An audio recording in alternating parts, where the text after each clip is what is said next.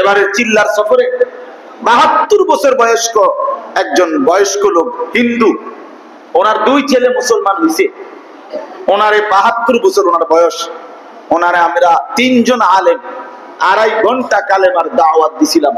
এই দিনাজপুর, আমি উত্তরবঙ্গ চিল্লা সফরে ছিলাম 40 দিন, আগস্ট মাসে, জুলাইয়ের লাস্টে, আগস্টে এবং সেপ্টেম্বরের শুরু দিয়ে মিলায়া। তো এই 2.5 ঘন্টা ওনারে বলছি, আমি কানসি পর্যন্ত অজরে, 3 জন মাওলানা সাহেব, কিন্তু উনি বলে না আমি এটা বলবো না, বলে নাই।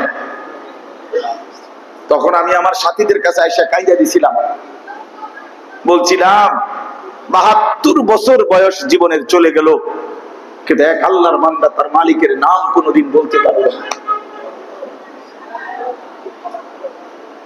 আর আমারে আপনারে আল্লাহ তাআলা কি পরিমাণ রহম করেছেন যে আমি সেই মনিবের নাম কত হাজার বার বলতে পারছি।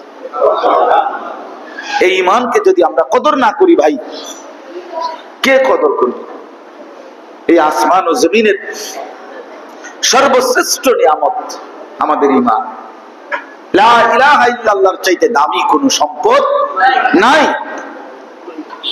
গোটা পৃথিবী না, পৃথিবী, আসমান ও জমিন পুরোটা যদি কাউকে দেওয়া হয় আর কালেমা থেকে বঞ্চিত হয়, সে কিছুই পেল না।